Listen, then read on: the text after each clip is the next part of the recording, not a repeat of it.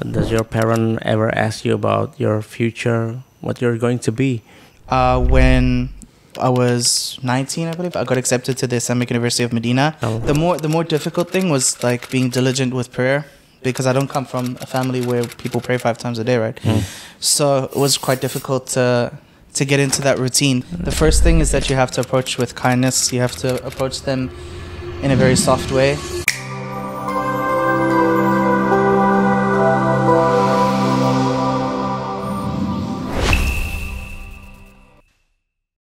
So I want to go back to during your period Sure. about when you learn about Islam. Does your parent ever ask you about your future, what you're going to be in the Yeah. future? Like Yeah, you they 4 would. years spent in madrasa, right? Yeah. They would ask me like, what do you want to do with your life and stuff. They were a bit, maybe, not disappointed, but maybe, kind of disappointed with my decisions in the beginning to study Islam instead of like going to university at that stage.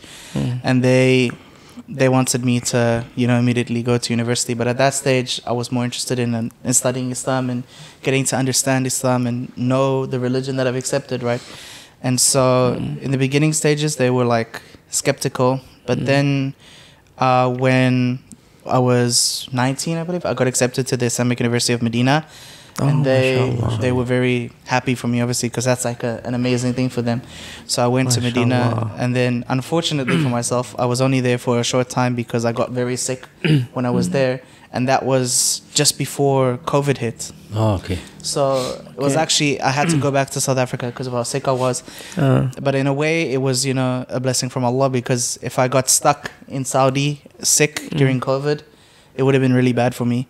So I missed out on that opportunity, but yeah, my parents were still proud of me for being able to make it there, and proud, that I learned some Arabic, that I had gained some knowledge whilst I was there as well. Mashallah. Yeah. Your parents really support you about your interest in Islam. Yeah, alhamdulillah. Yeah. They're very Do you have any tips for someone who interests about Islam and they have a problem with their parents? I would say the first How thing... to approach? The first thing is that you have to approach with kindness. You have to approach them in a very soft way, gently. If you are harsh and you show this image of Islam being a harsh religion of, everything has to be very strict, and there's nothing that's a bit, lenient. Like, you're not lenient with certain things, especially with them, people who haven't accepted Islam yet. You're going to have obstacles. So the best thing is to be gentle. If you're in a situation where your parents don't accept you being Muslim at all, I would say probably hide your Islam until you get to a point where you can leave your house. But don't abandon your family, because you don't want your family to not accept Islam. So the most important thing is that you approach them gently. You tell them about Islam gently. You use the good akhlaq that our Prophet ﷺ showed us, right, and taught us. And that's the way that you make them convinced that Islam is a true religion as well, through our behavior. That would be my primary advice for people who are facing challenges. Yeah, so we have to show them instead of telling them. Yeah, show them first, because that's the first thing. Especially if you have a family that hates Islam already, they're not going to want to listen to what you have to say about Islam. Yes. They're not going to care what you have to say. They only see. Yeah, they only see, also especially for Westerners or people from South Africa, white people from South Africa, or any other non-Muslim group from South Africa, the media kind of makes us look a bit bad sometimes. Yeah. So they may have this bad image of what Islam is and what Muslims are. So you have to show them through your character instead of just talking, because if you talk, it's going to be difficult to convince them, because it's just words at that point in time. So that's my primary advice. Okay. So what is the most difficult part you learn about Islam? Is it the salah or the dua? Yeah. Puasa. You know what? Fasting wasn't too difficult my first time around, despite my size. Fasting it wasn't that bad. Maybe Allah made it easy for me specifically. Mashallah. The more difficult thing was like being diligent with prayer, because I don't come from a family where people pray 5 times a day, right? So it was quite difficult to get into that routine. But luckily, alhamdulillah, because my dad's in the army, and you have to do things on time and routine. So that helped me a bit. Wow. But that was probably the most difficult thing. Because I was so young, I didn't have difficulties in learning how to read Arabic or anything like that immediately because when you're young, it's the best time to do it. Yeah. But yeah, that was probably the most difficult thing in the beginning. In the first year was about Salah. You mean your dad always remind you about Salah? Sometimes he would. I mean, but most of the time he would he would just be like, you know, his attitude's like he doesn't really care about that. But like he would say, you know, for example, in the beginning stages, oh, it's Jumu'ah, like if it was holiday time, you know, it's Friday, why aren't you going to the mosque? Oh, okay. It was in the first year, right, when I'm still learning and I didn't really know as much. But after that, you know, alhamdulillah, he didn't really have to remind me too much because it was quite easy. Yeah. Yeah. Okay. Karena papanya dulu sempat di army, jadi disiplin. Oh, right? discipline. Yeah, He yeah. was very disciplined. Yeah. And Okay. he would remind you to do salah, stuff Yeah, like that. yeah, yeah, yeah.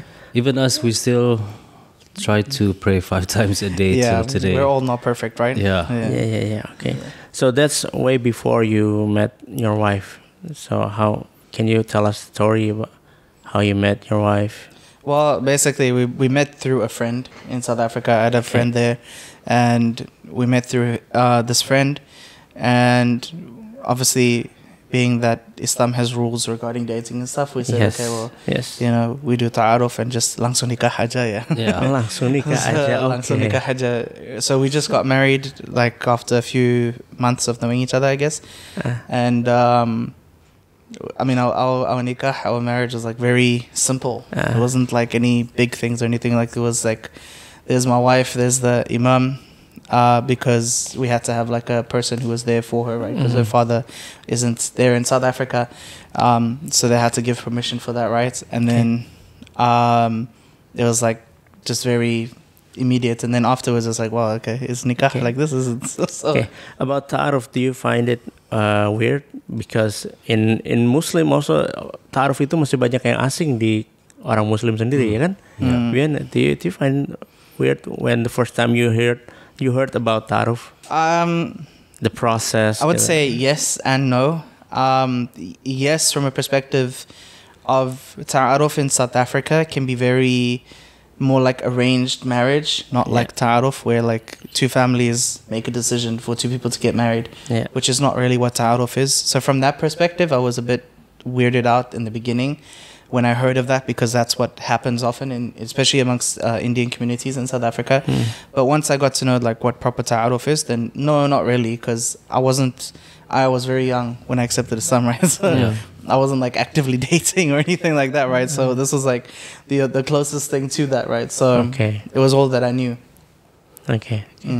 So how do you find your wife when you know she's Indonesian? Do you have any problem to communicate in the beginning? Not really. Alhamdulillah, my wife, obviously being that she was in South Africa, she could speak English fluently, alhamdulillah. Oh, Masyaallah. So there wasn't any issues with like communication or anything. We could communicate well because she speaks English.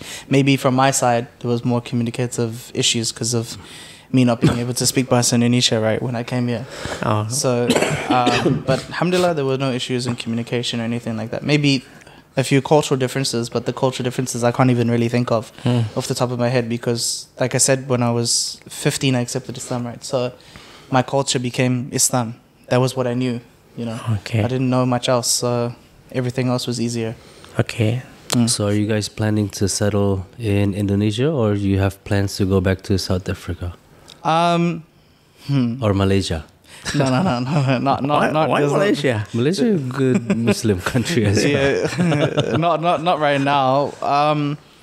You know, as you would say, lihat situasi ni dulu ya. Like, see how everything goes right here.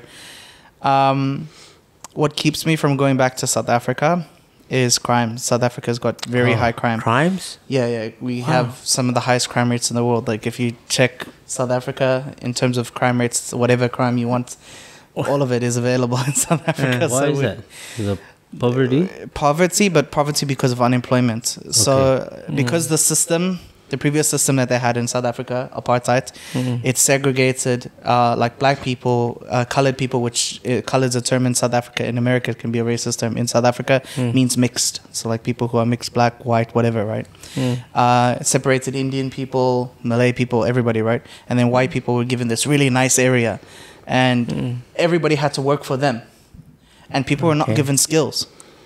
So what happens when you don't give people skills? When they suddenly freed from the system, they have no work because they don't have a place to work at, right?